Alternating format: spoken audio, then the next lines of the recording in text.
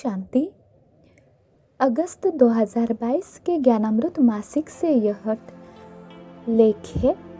Topic का नाम है पुण्य प्रदायक पर्व रक्षाबंधन। संजय की कलम से। रक्षाबंधन का त्योहार भारत के प्रमुख त्योहारों में से एक है। यह बहनों और भाइयों के पारस्परिक स्नेह और संबंध के रूप में ही मनाया जाता है। इस दिन बहनें भाइयों को मौली बांधती है और मिठाइयों से भाइयों का मुख मीठा करती है, और भाई भी बहनों को मन ही मन वचन देते हैं कि वे भाई का नाता ठीक निभाएंगे। परंतु मौली के कच्चे धागे की तरह यह संबंध भी कच्चा ही रह जाता है। एक दिन मुख मीठा करने के बाद फिर आपस में कई बार कलह क्लेश करके बहनें और भाई एक दूसरे का मुख कड़वा भी कर देते हैं, और अन्य दुश्मनों से रक्षा तो क्या, छोटी आयु वाले भाई बहन तो आपस में लड़ भी पड़ते हैं। यदि ज्ञान की दृष्टि से देखा जाए तो रक्षाबंधन एक बहुत ही रहस्य युक्त पर्व है। यदि इसकी पूरी जानकारी हो और ज्ञान युक्त रीति से इस बंधन को निभाया जाए तो मनुष्य को मुक्ति और जीवन मुक्ति की प्राप्ति हो सकती है। आज तो इसका मनाना केवल रस्मी तौर पर ही होता है।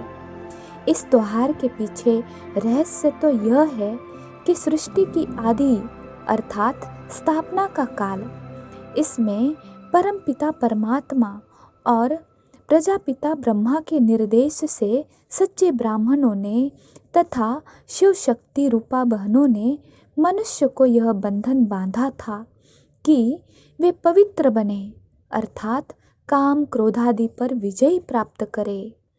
अंत यदि उस वास्तविक रहस्य को जानकर इस पर्व को मनाया जाए तो इस पर्व से बहुत भारी प्राप्ति हो सकती है।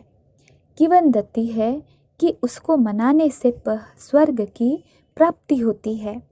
इसके बारे में एक जगह यह भी वर्णन आता है कि जब असुरों से हार कर इंद्र ने अपना राज्य भाग्य गवा दिया था तो उसने भी इंद्रायणी से यह रक्षाबंधन बंधवाया था और इसके फलस्वरूप अपना खोया हुआ स्वराज्य पुनः प्राप्त कर लिया था।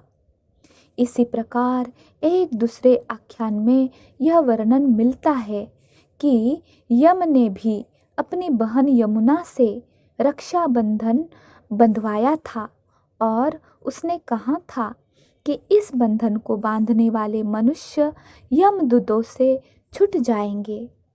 प्रश्न उठता है कि इस त्योहार से इतनी बड़ी प्राप्ति कैसे होती है। इसका उत्तर इस त्योहार के अनन्य नामों से ही मिलता है। विषतोड़क पर्व, पुण्य प्रदायक पर्व इत्यादि इत्यादि जो इसके अन्य नाम है उनसे सिद्ध है कि यह त्योहार पवित्रता की रक्षा करने, पुण्य करने और विषय विकारों की आदत को तोड़ने की प्रेरणा देता है। अंत यदि हम ऐसा बंधन बांधे तो निश्चय ही उपयुक्त प्राप्ति हो सकती है। राज्य भाग्य प्राप्त करने तथा यम के दंड से छूटने का आध्यात्मिक अर्थ है। यह अर्थ सारे कल्प की कहानी जानने से समझ में आता है। सत्ययुग और त्रेता में तो सभी मनुष्य आत्माएं पूर्ण पवित्र निर्विकारी थी, इसलिए उन्हें स्वर्ग का सुख और स्वराज्य प्राप्त था और श्रेष्ठाचार के कारण वे देवी देवता कहलाती थी।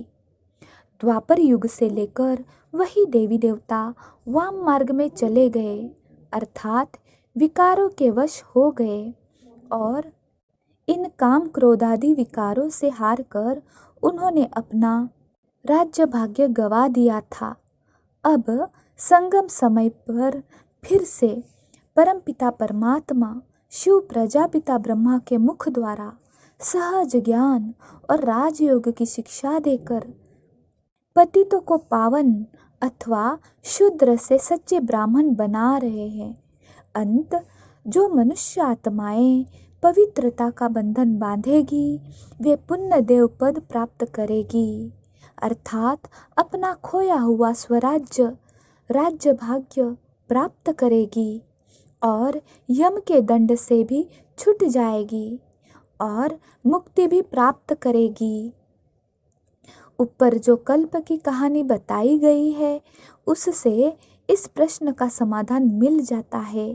प्रजापिता ब्रह्मा के कमल मुख द्वारा जिन नर नारियों ने वास्तविक ज्ञान तथा योग की शिक्षा प्राप्त करके विकारों रूपी विष को तोड़ा था और स्वयं को पुण्यात्मा बनाया था, उन सच्चे ब्राह्मणों अथवा सच्चे ब्रह्मा कुमारों और ब्रह्मा कुमारियों ने जन जन को पवित्रता का प्रतीक यह रक्षा बंधन बांधा। जिन्होंने ईश्वरीय ज्ञान और सहज राजयोग सीखकर उस बंधन को निभाया, उन्होंने मुक्ति और जीवन मुक्ति प्राप्त की। अंत इस बंधन को आज तक भी मनाया जाता है और आज ब्राह्मण भी यह बंधन बांधते हैं तथा बहनें भी, यद्यपि विकारी व्यक्तियों को अन्य किसी को यह बंधन बांधने का अधिकार नहीं है। अच्छा, ओम शांति। वीडियो पसंद आए तो लाइक करें, सब्सक्राइब करें और शेयर करें। धन्यवाद।